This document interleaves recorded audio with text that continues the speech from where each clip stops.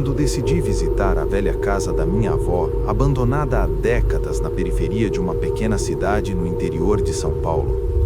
Eu sempre ouvi histórias sobre aquele lugar, sussurros de parentes distantes sobre sombras que se moviam sozinhas, risadas ecoando nos corredores vazios e um cheiro persistente de podridão que não vinha de lugar nenhum.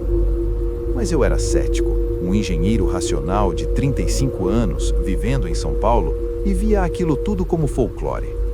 Minha avó havia morrido há 20 anos e a casa estava caindo aos pedaços, mas eu precisava vender o terreno. Resolvi passar a noite lá para avaliar o que ainda valia a pena salvar. Cheguei ao entardecer.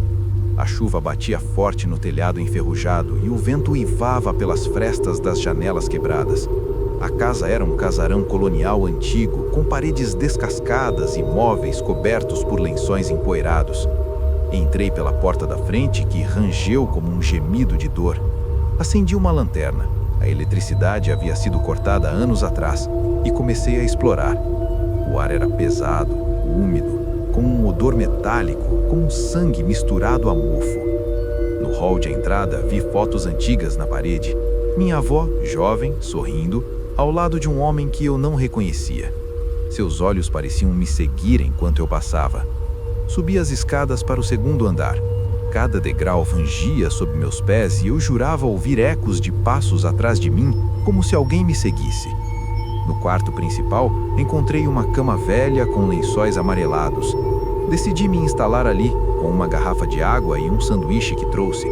Liguei o celular para tocar uma playlist de músicas calmas, mas o sinal era fraco e a bateria drenava rápido. Coisa de lugar remoto, pensei.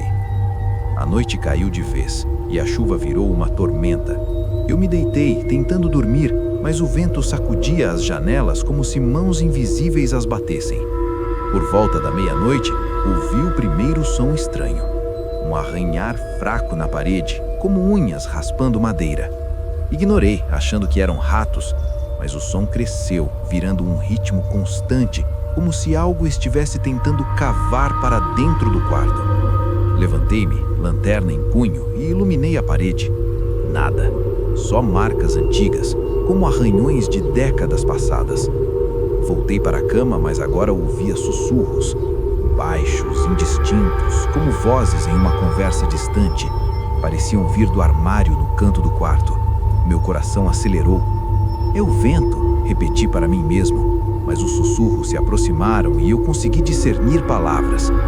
Volte, fique, conosco. Em português antigo, com sotaque que não era o meu. Congelei. Peguei o celular, bateria em 20% e gravei o som.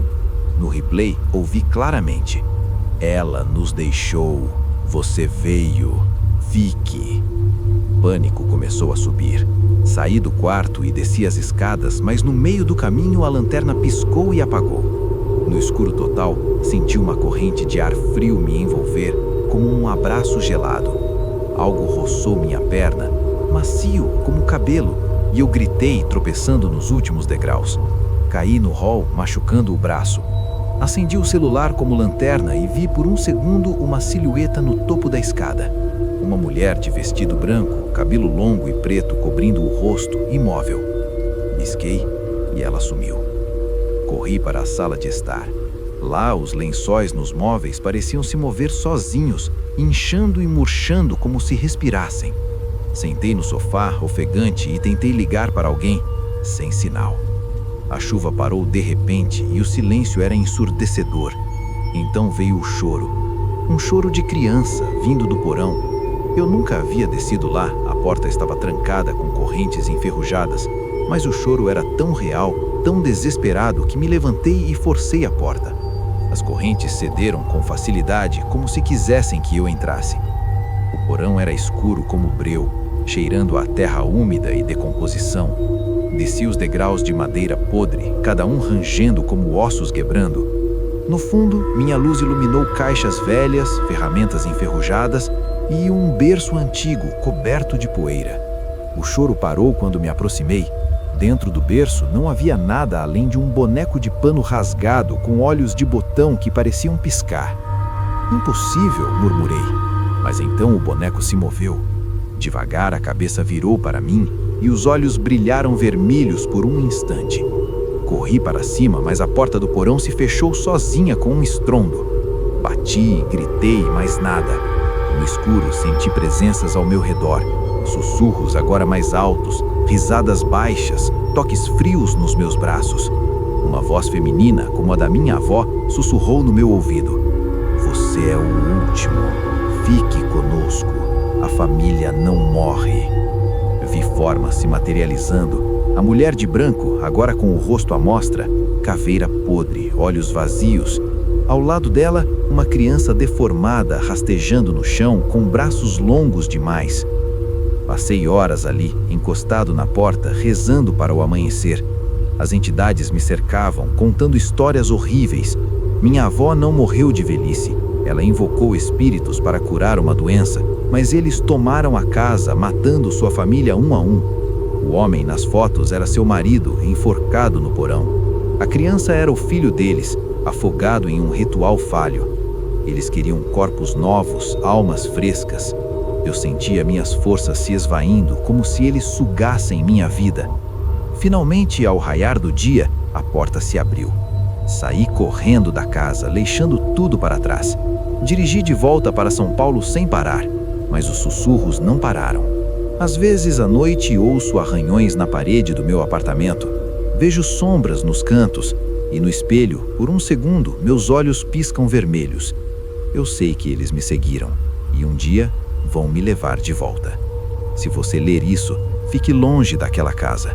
Mas se ouvir sussurros, corra, porque eles já te encontraram. Era uma madrugada fria de inverno em 2024, quando eu, uma professora de história de 42 anos, decidi fazer uma viagem solitária para o litoral sul do Brasil. Morava em Porto Alegre e, após um divórcio conturbado, precisava de ar fresco. Aluguei um carro e parti para uma pousada isolada em uma praia remota perto de Florianópolis, um lugar chamado Praia do Silêncio. Irônico, como descobri depois. As estradas eram sinuosas, cobertas por neblina densa, e o GPS falhava constantemente. Coisa de sinal fraco, pensei, ignorando o desconforto que crescia no meu peito. Cheguei à pousada ao anoitecer. Era uma construção velha, de madeira envelhecida pelo sal do mar, com apenas alguns quartos e um dono idoso que mal falava. Meu quarto dava para o oceano, com ondas batendo ritmicamente contra as rochas. O ar cheirava a algas e algo podre, como peixe morto. Desfiz as malas e saí para caminhar na praia vazia. A areia era fria sob meus pés e o céu nublado escondia as estrelas. Longe vi uma fogueira solitária. Alguém acampando? Aproximei-me, mas ao chegar perto, a fogueira se apagou de repente, deixando apenas cinzas frias. Ninguém por perto. Um calafrio me percorreu, mas atribuí ao vento. De volta ao quarto, tentei dormir. O som das ondas era hipnótico, mas perturbador, como respirações profundas. Por volta das 2 da manhã, acordei com um ruído, um gotejar constante, como água pingando do teto. Verifiquei, nada molhado. O gotejar virou um sussurro, como vozes abafadas pelo mar. Levantei-me e abri a janela. O oceano estava calmo, mas no horizonte vi luzes piscando, não faróis, mas algo como lanternas flutuando na água. Barcos de pescadores, raciocinei, fechando a janela. Mas os sussurros continuaram, agora mais claros. Nomes bem murmurados, o meu inclusive. Ana, venha, o mar chama. Meu coração disparou. Peguei o celular, sem sinal, é claro. Sentei na cama tentando me acalmar, quando senti uma presença no quarto. O ar ficou mais frio e vi pelo canto do olho uma sombra se movendo no espelho do banheiro. Olhei diretamente, nada. Mas ao virar de costas, ouvi passos molhados no piso de madeira. Ploc, ploc, como pés descalços saindo da água. Virei-me rápido, e lá estava, uma figura na porta do banheiro, encharcada, com cabelos longos e pretos grudados no corpo, pele pálida como a lua, olhos vazios e negros como o abismo. Ela, ou isso, sorriu, revelando dentes afiados, irregulares, como conchas quebradas. Gritei e corri para a porta do quarto, mas ela não abria. A figura se aproximou devagar, deixando um rastro de água salgada e algas. Seu cheiro era de decomposição marinha, e ela sussurrou: "Eu esperei tanto. O mar nos leva a todos. Junte-se a nós." Toquei sua mão gelada quando ela estendeu o braço. Era real, fria como gelo. Forcei a porta com o ombro e ela cedeu. Corri pelo corredor escuro da pousada, batendo nas portas dos outros quartos, mas ninguém respondeu. O dono, sumido. Desci as escadas e saí para a praia, o vento uivando como risadas. Na areia, vi mais figuras emergindo das ondas, silhuetas deformadas, algumas com membros extras, outras arrastando redes cheias de ossos. Elas cantavam uma melodia antiga, em uma língua que soava como português arcaico misturado a gorgolejos. As almas afogadas, o navio perdido, 1897, venha dançar. Corri de volta para o carro, mas as chaves, no quarto. Olhei para trás, a figura principal, a mulher do banheiro, liderava o grupo, seus olhos brilhando com uma luz esverdeada. Elas se aproximavam, arrastando-se como criaturas do fundo do mar. Entrei na pousada novamente, subindo para pegar as chaves. O quarto estava inundado, água até os ancoras, cheia de peixes mortos boiando. A mulher estava na cama, esperando, com braços abertos. Meu amor se afogou. Agora você é ele. Peguei as chaves da mesa e corri, sentindo tentáculos, ou eram algas, enrolando nas minhas pernas. Desci tropeçando, entrei no carro e acelerei pela estrada escura. No retrovisor, vi as figuras na praia, acenando como se soubessem que eu voltaria. Dirigi a noite toda, parando só ao amanhecer em uma cidade próxima. Pesquisei sobre a Praia do Silêncio, um naufrágio em 1897, um navio português com centenas de passageiros, afogados em uma tempestade. Dizem que as almas vagam, chamando os vivos para o mar, especialmente os solitários. O dono da pousada, desaparecido há meses, segundo os jornais. Eu nunca mais voltei ao litoral, mas às noites, quando chove, ouço gotejar no teto, e no banho, sinto algas nos pés. Às vezes, no espelho embaçado, vejo um rosto que não é o meu, pálido, sorrindo, esperando. Se você ouvir o mar chamar seu nome, não responda, porque uma vez que ele te marca, nunca mais te solta. Era uma tarde nublada de primavera em 2025, quando eu, um fotógrafo freelance de 28 anos, decidi explorar um hospital abandonado nos arredores de uma cidadezinha esquecida no interior de Minas Gerais. Eu morava em Belo Horizonte e estava em busca de locações para um projeto de fotos urbanas decadentes. Ouvi falar do Hospital Santa Misericórdia por meio de fóruns online, um lugar fechado há 40 anos, após um incêndio misterioso que matou dezenas de pacientes e funcionários. Diziam que era assombrado, com relatos de luzes piscando à noite e gritos ecoando pelos corredores. Eu ri das histórias. Para mim, eram lendas urbanas perfeitas para dar um ar místico às minhas fotos. Cheguei ao local no final da tarde, pulando a cerca enferrujada com minha câmera e uma mochila com lanterna, baterias extras e um tripé. O prédio era imenso, de tijolos escurecidos pelo tempo, com janelas quebradas como olhos vazios. O ar cheirava a mofo e cinzas antigas, e o silêncio era opressivo, quebrado apenas pelo canto distante de pássaros. Entrei pela entrada principal, a porta pendurada em uma dobradiça solitária. O hall era um caos, macas enferrujadas, viradas, papéis amarelados espalhados pelo chão e grafites de vândalos que diziam coisas como "saia enquanto pode". Comecei a fotografar, capturando detalhes, uma cadeira de rodas abandonada no canto, tubos de soro pendurados como teias de aranha. Subi para o segundo andar, onde ficavam as alas de internação. Os corredores eram longos e escuros, com portas entreabertas revelando quartos vazios. Em um deles, encontrei uma cama hospitalar com lençóis rasgados e sobre ela um brinquedo antigo, um urso de pelúcia desbotado, com um olho faltando. Cliquei a foto, mas ao revisar no visor da câmera, notei algo estranho, uma mancha borrada ao fundo como uma mão estendida. O sol se pôs rapidamente e a escuridão invadiu o lugar. Acendi a lanterna, mas ela piscava intermitentemente, como se a bateria estivesse fraca, embora eu tivesse trocado naquela manhã. Continuei explorando, agora no subsolo, onde ficava o necrotério. A escada era íngreme e úmida, com degraus escorregadios. Lá embaixo, o ar era mais frio, carregado de um cheiro metálico, como o ferro oxidado.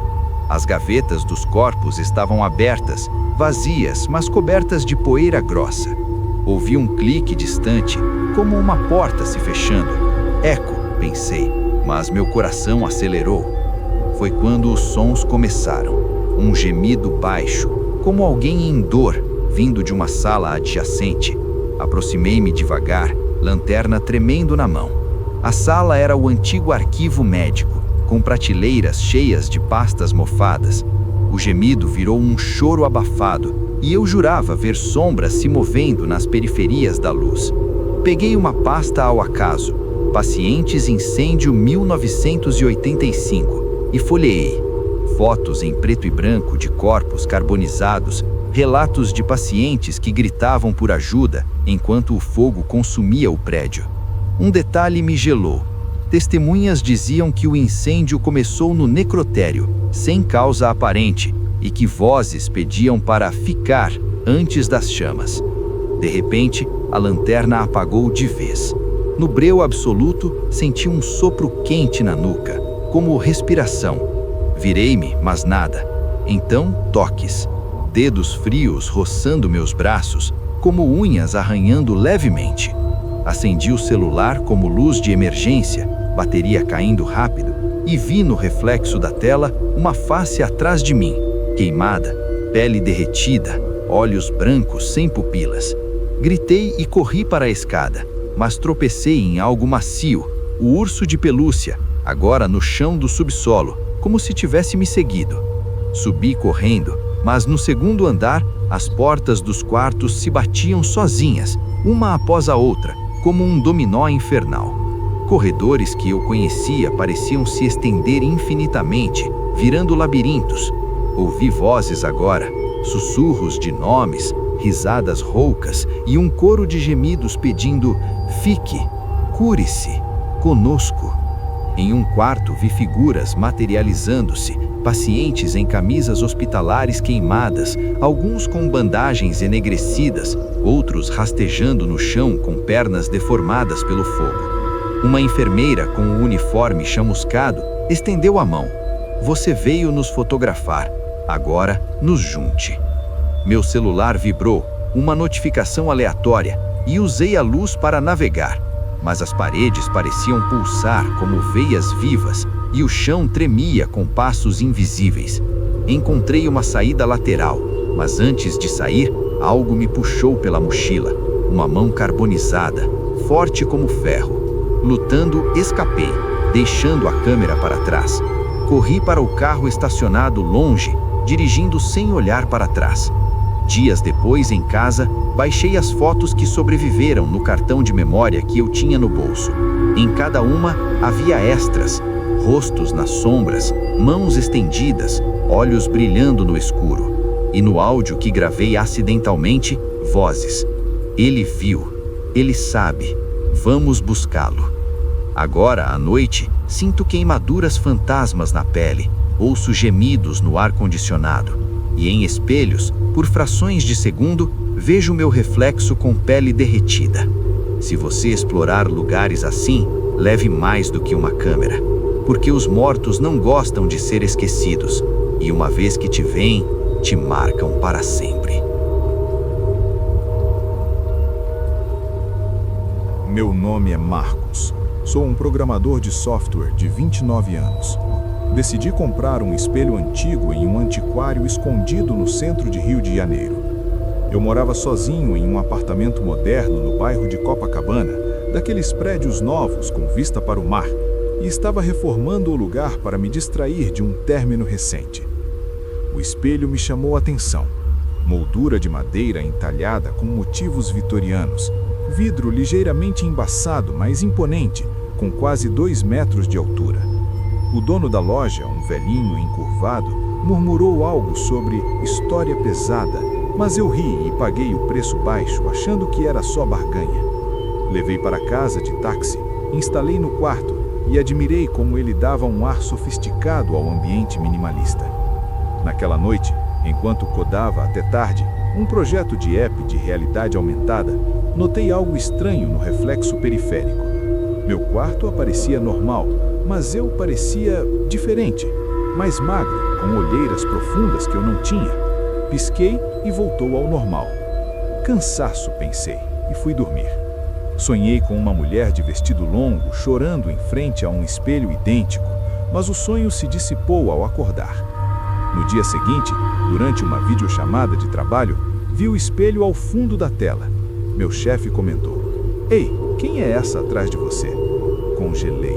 No reflexo da câmera, uma silhueta feminina aparecia de pé atrás de mim, mas ao virar, nada. Revisei a gravação da call. Lá estava ela, borrada como uma falha no vídeo. Meu coração bateu forte, mas atribuía a um glitch no software. À tarde, enquanto cozinhava, ouvi um sussurro vindo do quarto, baixo como um rádio mal sintonizado. Aproximei-me do espelho e o som clarificou. "Me veja, me liberte." Toquei o vidro frio como gelo, e por um instante minha mão no reflexo não se moveu sincronizada. Demorou 1 segundo para seguir. O pânico começou a se instalar. Pesquisei o antiquário online. Resenhas antigas mencionavam itens amaldiçoados, mas nada específico. Liguei para o dono, mas o número estava fora de serviço. À noite as coisas pioraram. O espelho parecia pulsar com uma luz interna fraca, como se respirasse. Sentei na cama, encarando-o, e vi meu rosto se alterar devagar.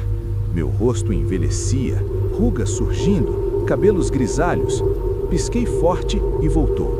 Mas então uma figura emergiu no fundo do reflexo, a mulher do sonho, pálida, com olhos injetados, vestido manchado de algo escuro, como sangue seco. Ela se aproximou do meu lado do espelho, estendendo a mão como se quisesse atravessar. Gritei e cobri o espelho com um lençol. O apartamento ficou silencioso, mas ouvi arranhões do outro lado do tecido, leves, insistentes, como unhas no vidro. Tirei o lençol, nada. Tentei dormir no sofá da sala, mas acordava com sonhos vívidos. Eu era a mulher, no século XIX, casada com um homem ciumento que me trancava no quarto, me forçando a me olhar no espelho enquanto me xingava. No sonho, ele me esfaqueava e meu sangue espirrava no vidro. Acordava suando, com cortes superficiais nos braços, como se eu mesmo tivesse me arranhado no sono. Nos dias seguintes, a presença se intensificou. Objetos se moviam sozinhos, chaves sumiam e reapareciam no reflexo do espelho, forçando-me a pegá-las lá. Meu laptop travava com imagens distorcidas da mulher, sussurrando códigos errados que eu digitava involuntariamente. Amigos que vinham visitar viam coisas. Um dizia que meu reflexo piscava quando eu não piscava. Outra jurava sentir cheiro de perfume antigo no quarto. Uma noite, sozinho, o espelho tremeu e a mulher atravessou parcialmente. Sua mão saiu do vidro, gelada e real, agarrando meu pulso. Puxei com força, sentindo ossos finos sobre a pele flácida. "Ele me matou. Agora você é ele. Pague!"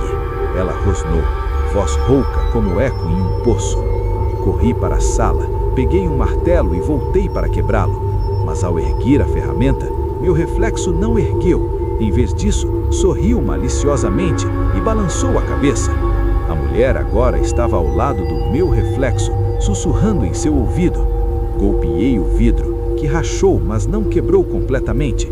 Sangue, meu talvez, escorreu das fendas e fragmentos voaram, cortando minha pele.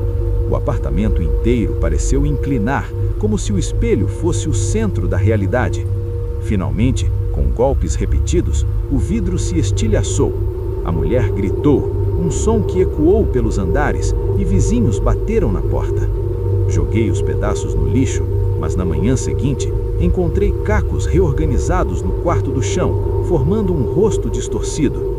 Mudei de apartamento semanas depois, mas a maldição seguiu. Em qualquer espelho, do banheiro, do carro, até na tela do celular, vejo flashes dela, um olho piscando no meu reflexo, um sussurro no áudio de chamadas. Cortes aparecem do nada e sonhos me mostram sua vida, fazendo-me questionar se sou eu ou ela controlando meus pensamentos. Pesquisei. O espelho pertencia a uma socialista assassinada pelo marido em 1890, que a acusava de infidelidade.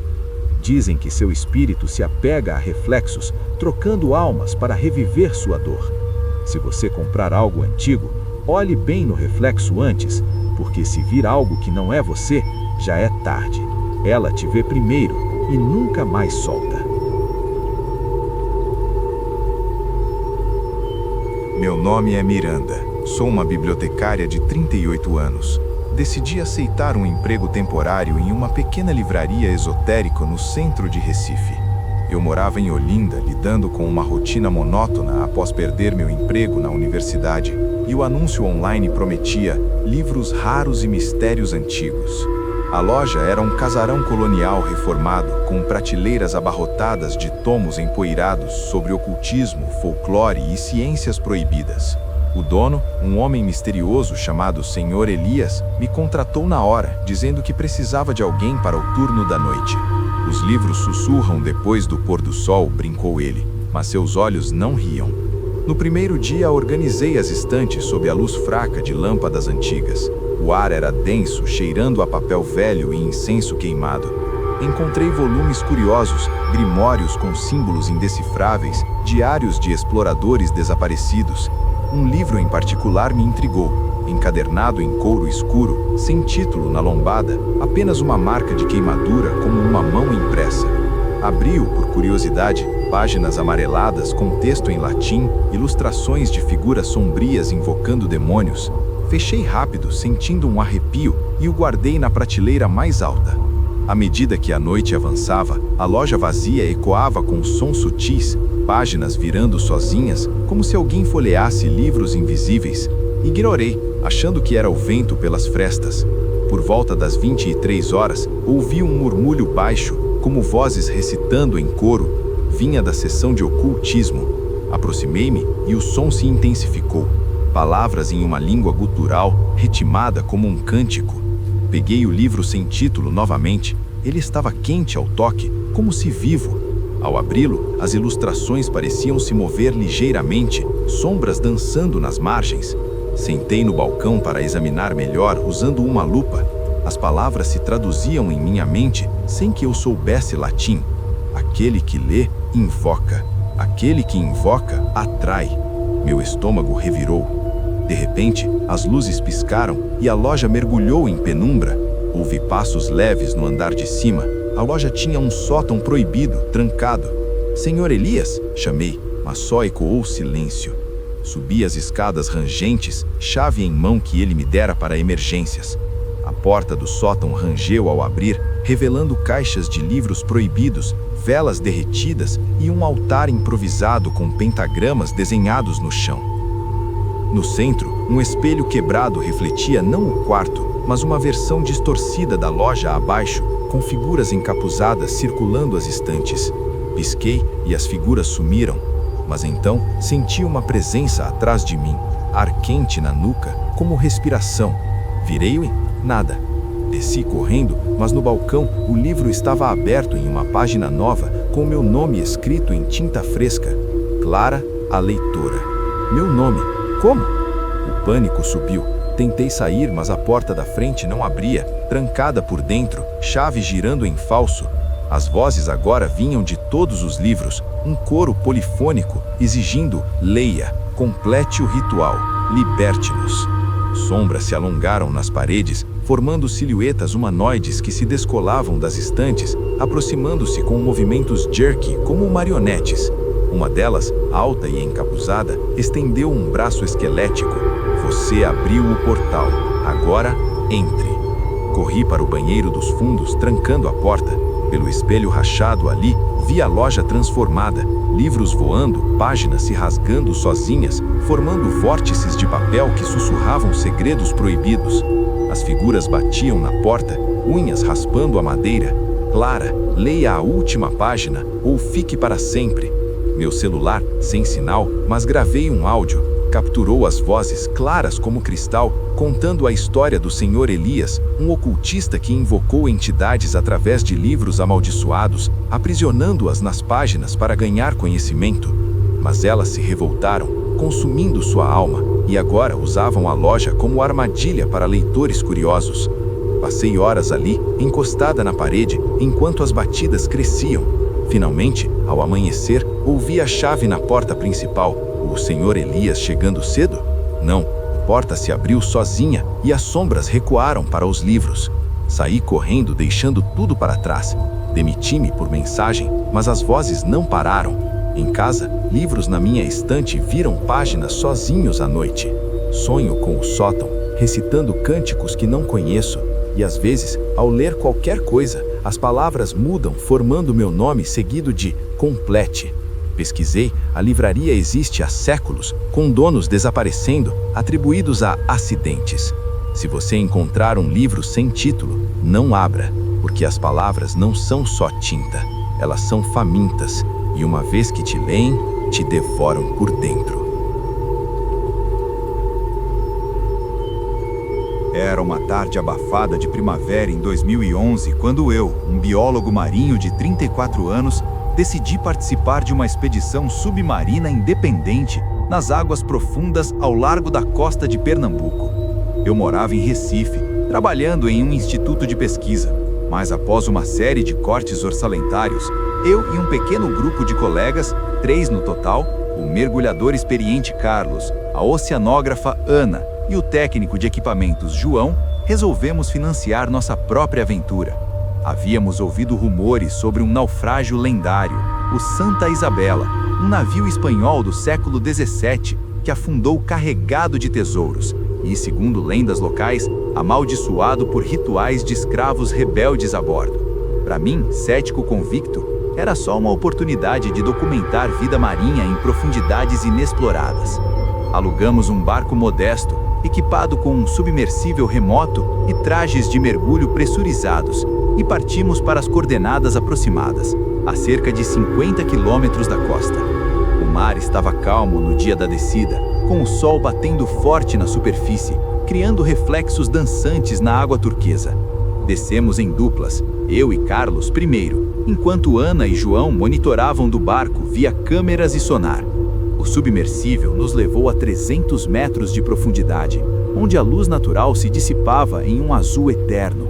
O silêncio era absoluto, quebrado apenas pelo zumbido dos propulsores e nossas respirações no comunicador. "Tudo normal aqui em cima", disse Ana pelo rádio. Encontramos os destroços rapidamente. Cascos enferrujados, canhões cobertos de coral e o que pareciam baús espalhados no leito arenoso. Filmei tudo com a câmera acoplada ao traje, notando peixes luminescentes dançando ao redor, como sentinelas. Foi quando o primeiro sinal estranho apareceu. Meu medidor de oxigênio piscou. Uma falha momentânea, pensei, mas Carlos murmurou: "Você ouviu isso?" "O quê?" respondi. "Um canto, como vozes abafadas." Atribuí ao eco do sonar, mas ao nos aproximarmos de um baú semi-enterrado, senti uma corrente fria me envolver, como se a água ao redor congelasse. Abrimos o baú com ferramentas hidráulicas. Dentro, não ouro, mas ossos humanos amarrados com correntes antigas, crânios com expressões congeladas em agonia. "Meu Deus, isso é um cemitério subaquático", disse Carlos, sua voz tremendo no comunicador. Ana do barco confirmou. Registros históricos mencionam que o navio transportava escravos, talvez uma rebelião. Decidimos coletar amostras e subir, mas ao nos afastarmos, o submersível parou de responder. "João, reinicie o sistema", gritei. Silêncio no rádio. apenas estática, misturada a algo que soava como sussurros em uma língua desconhecida, talvez iorubá ou português arcaico. Libertai, afogados! Meu traje pressurizado começou a vibrar, como se mãos invisíveis o apertassem. Olhei para Carlos. No visor do seu capacete, seu rosto estava pálido e ele apontava para trás. Virei-me devagar. Nas sombras dos destroços, formas humanoides flutuavam, não peixes, mas silhuetas translúcidas, com correntes penduradas, olhos brilhando como bioluminescência. Elas se aproximavam devagar, estendendo braços esqueléticos. Pânico total. Ativei o propulsor manual e nadei para cima, arrastando Carlos comigo.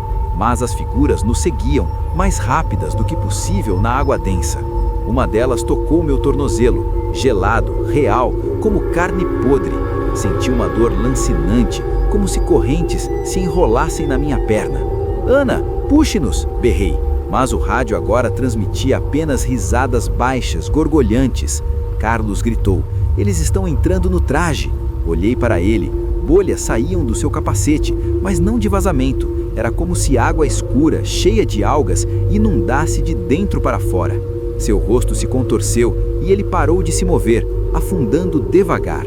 Sozinho, lutei para subir. A pressão aumentava, meus ouvidos zumbando com vozes. Junte-se aos afogados, pague o preço da liberdade negada.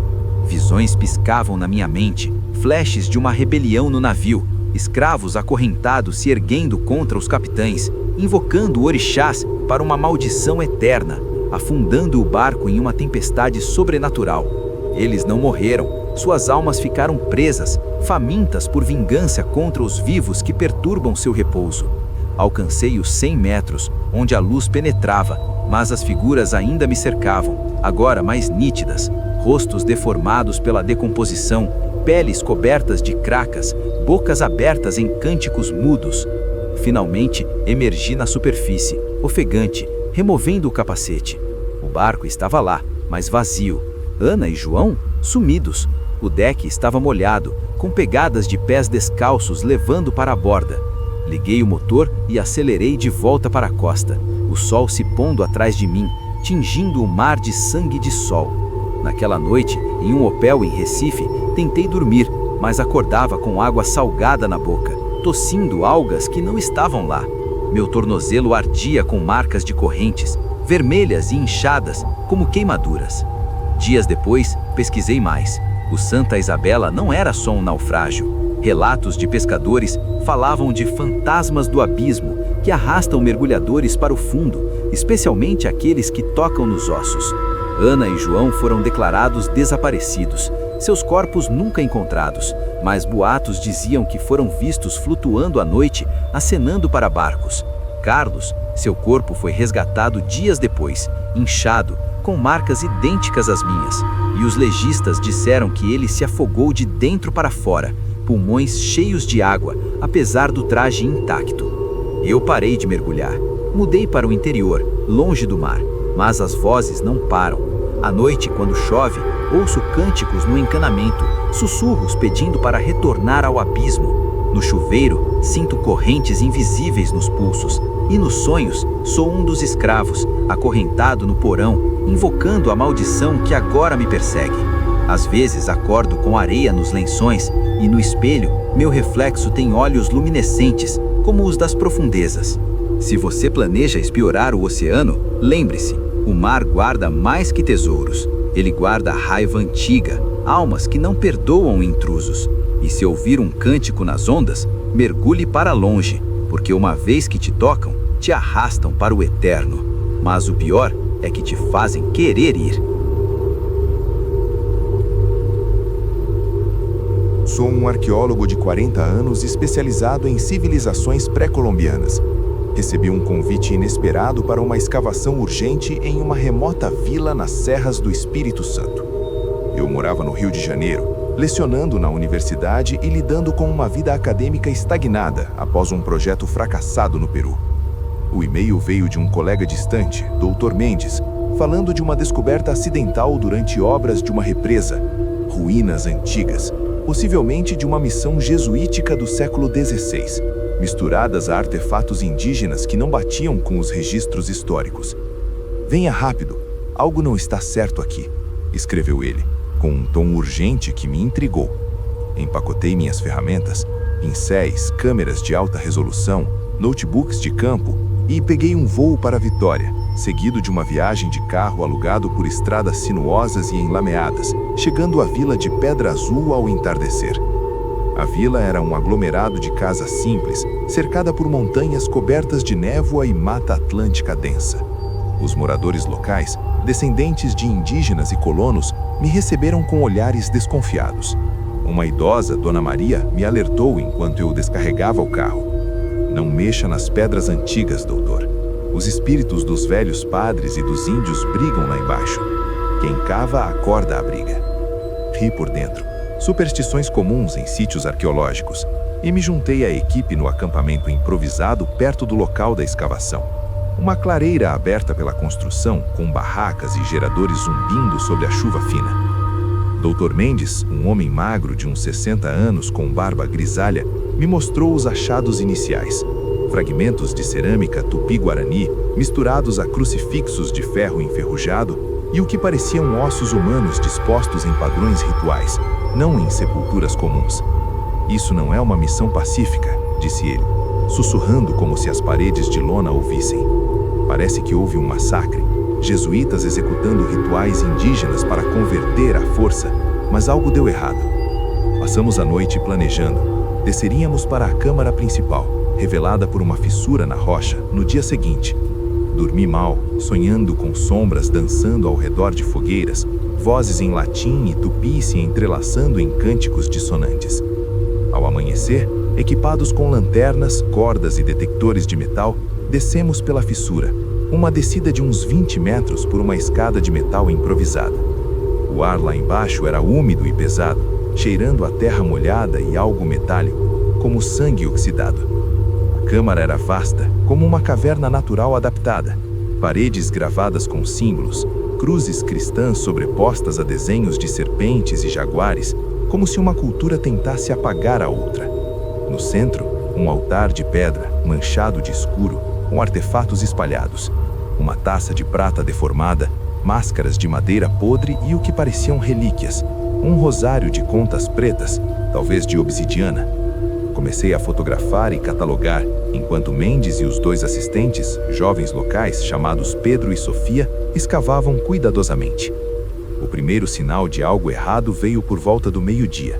Meu detector de metal apitou loucamente perto de uma parede e, ao raspar a terra, revelei uma placa de pedra com inscrições: "Maledictus qui turbat pacem mortuorum", "Maldito aquele que disturba a paz dos mortos", em latim. Sofia, que era da vila, empalideceu. "Isso é o que os padres diziam antes de matar os índios que não se convertavam." Ignorei, achando coincidência, mas então o gerador no acampamento lá em cima falhou, mergulhando-nos em semi-escuridão. Nossas lanternas piscaram e ouvi um eco distante, não de água pingando, mas de um tambor ritmado, como batidas de coração amplificadas. "Eco da caverna", murmurou Mendes, mas sua voz tremia. Continuamos, mas à tarde Pedro encontrou um crânio, não antigo, mas recente, com marcas de dentes que pareciam de animal, mas alinhadas como mordidas humanas. "Isso não é do século XVI", falei, examinando. Sofia sussurrou lendas locais. "Os espíritos dos massacrados voltam como onças pretas, caçando os que desenterram seus segredos." Rimos nervosos, mas o tambor cresceu, agora acompanhado de sussurros, latim misturado a tupi: "Red quod debis", "devolva o que deve." Meu gravador de áudio capturou frases claras, como se gravadas por vozes invisíveis. Ao anoitecer, decidimos subir. A chuva lá fora virara tormenta e o solo escorregadio tornava a escada perigosa. Mas ao nos prepararmos, a fissura tremeu, como um pequeno terremoto. Rochas caíram, bloqueando parcialmente a saída. Pânico sutil se instalou. Enquanto tentávamos remover as pedras, as lanternas apagaram uma a uma. No escuro, senti presenças, arcrio circulando, toques leves como penas nos braços. Acendi um flare químico, luz vermelha iluminando a câmara, e vi pelas paredes sombras projetadas que não eram nossas. Figuras encapuzadas como jesuítas, ao lado de silhuetas com cocares e lanças, movendo-se em uma dança macabra. Elas não eram projeções, pareciam se desprender das gravuras, ganhando volume. Mendes gritou: "Eles estão aqui! Os rituais falharam. Os jesuítas invocaram demônios indígenas para controlar, mas foram consumidos." Sofia rezava em voz alta, misturando ave-marias com cantos nativos. Pedro tentou escalar, mas algo o puxou para baixo. Vi marcas de garras na perna, sangrando. As vozes agora eram altas, acusações em latim, pecador, em tupi, traidores. Visões assaltaram minha mente. Flashes de 1550, padres flagelando indígenas, oferendas de sangue no altar para santificar a terra, mas invocando espíritos ancestrais que se voltaram contra todos. Os mortos não descansavam, fundidos em uma maldição híbrida, metade cristã, metade pagã. Eles puniam intrusos. Passei horas lutando. Usei ferramentas para cavar uma saída alternativa, uma fresta lateral que levava a um túnel secundário. Mas no túnel, o ar ficou rarefeito e alucinações pioraram. Ou eram reais, figuras materializadas, um padre com olhos vazios, crucifixo derretendo em sua mão, um guerreiro indígena com pele rachada como terra seca, jaguar tatuado se movendo em sua pele. Eles nos cercavam, sussurrando segredos: devolva os artefatos, ou junte-se à dança eterna. Sofia desmaiou, e ao acordá-la, seus olhos brilharam amarelos por um segundo, como olhos de felino. Pedro foi o primeiro a cair. Algo o arrastou para as sombras, gritando quando ossos estalavam. Mendes e eu, com Sofia semiconsciente, rastejamos pelo túnel, o flare morrendo. Encontramos uma saída, uma gruta que dava para a floresta encharcada. Corremos sobre a chuva, deixando ferramentas e achados para trás. Chegamos à vila ao amanhecer, exaustos, machucados. Os moradores nos ajudaram, mas Mendes desapareceu na semana seguinte, encontrado morto na escavação, com marcas de garras. Sofia voltou para a família, mas ouço que ela anda nas noites de lua cheia, uivando como animal. Eu retornei ao rio, mas a maldição seguiu. À noite, ouço tambores no trânsito da cidade, sinto garras invisíveis na pele, durante sonhos onde danço no altar, sangue escorrendo.